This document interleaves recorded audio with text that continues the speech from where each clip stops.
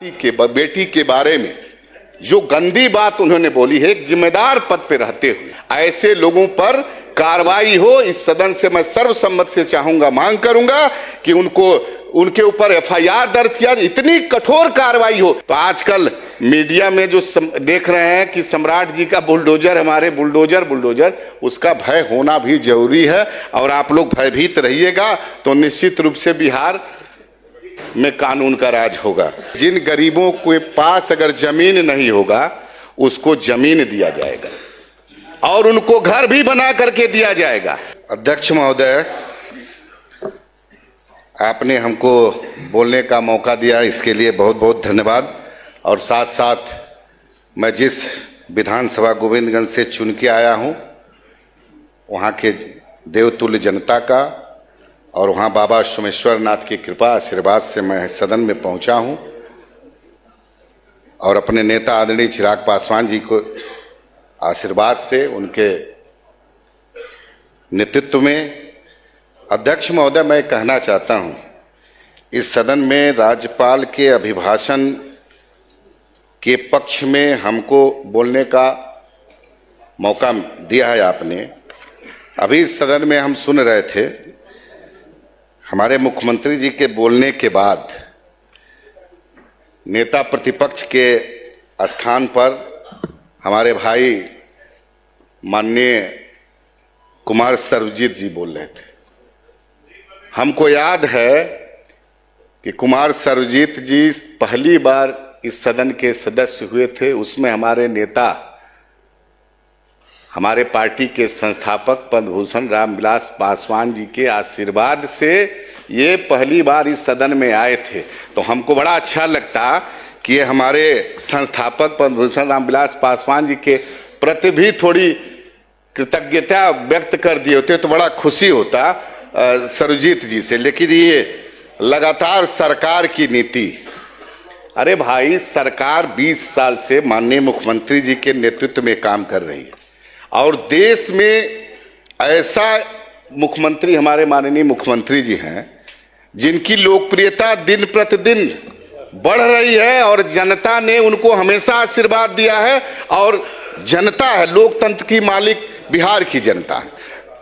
और सब 5 साल के बाद जनता जनार्दन के दरबार में आप लोग हमेशा वहां पे मुंह के खाते हैं, अब फिर भी ज्ञान नहीं करते कि कैसे मुख्यमंत्री जी और हमारे, अभी तो आप लोग, हमको लग रहा है कि मुख्यमंत्री जी की जो सुशासन का राज है उसके हिसाब से हमारे देख रहे हैं कि दो डिप्टी सीएम, हमारे आदरणीय डिप्टी सीएम सम्राट चौधरी जी से ज्यादा भयभीत दिख रहे हैं।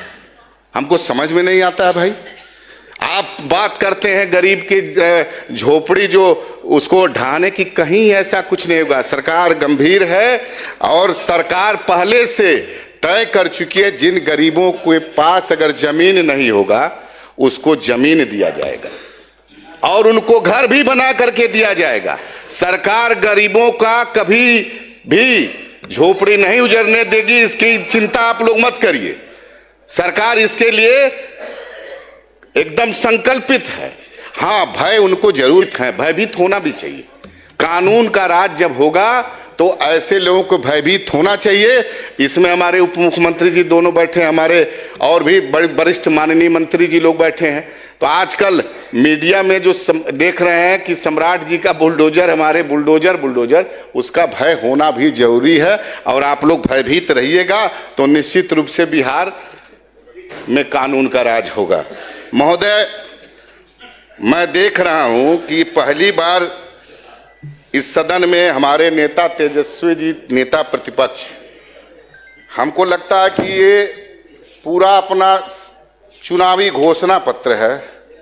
अभी हमारे सीनियर हम लोग के आदरणीय मंत्री जी बोल रहे थे कि पता नहीं किस नियमावली 89, ये पूरा घोषणा पत्र है। अरे भाई, ये घोषणा पत्र को अभी जनता जनार्दन ने विधिवत रूप से खारिज कर दिया है। जनता मालिक है, ये समझने की आवश्यकता है। प्रधानमंत्री जी बोल चुके हैं, आप लोग कभी बिहार के मुद्दे पर, बिहार वासियों के मुद्दे पर कभी अपनी बात नहीं रखते। और बिहार में काम आप देख लीजिए, किस क्षेत्र में जहां भी जाइएगा काम हो रहा है। मुख्यमंत्री जी के नेतृत्व में डबल इंजन की सरकार है। कभी देश में 1 एम्स 2 एम्स होता था, आज बिहार में 2 एम्स हैं। आज कितने मेडिकल कॉलेज हैं? हमको लग रहा है कुछ जिला बचा हुआ है जहां मेडिकल कॉलेज नहीं बन रहा है, सब जगह बन जाएगा।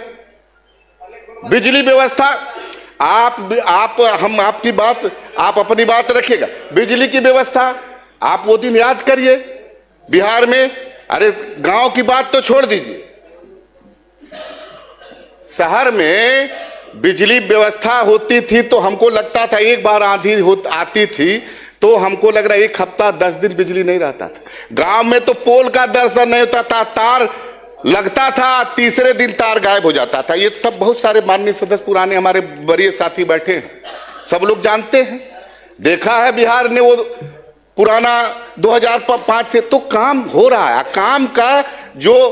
काम के आधार पर जो जनता ने आशीर्वाद दिया है लगातार 2005 के बाद देख लीजिए, ऐसा लोकप्रिय मुख्यमंत्री हम लोग के हैं आदरणीय मुख्यमंत्री नीतीश कुमार जी, और डबल इंजन की सरकार है। देश के यशस्वी के नेता आदरणीय हमारे नेता चिराग पासवान जी हैं, मांझी जी हैं, उपेंद्र जी हैं। ये गठबंधन जनता की पसंद है, ये बात जान लीजिए, और काम किया है। अंत में मैं एक बहुत महत्वपूर्ण बात और रखना चाहता हूं, बहुत सारी बातें फिर मौका मिला, सब जगह बिजली हो, किसानों का हो, जो कामगार लोग हैं सबकी चिंता करती है सरकार, और सरकार काम के प्रति जनता का आशीर्वाद मिला है। इसलिए मैं आखिरी में एक बात और मैं कहना चाहता हूं, बड़ी गंभीर बात है।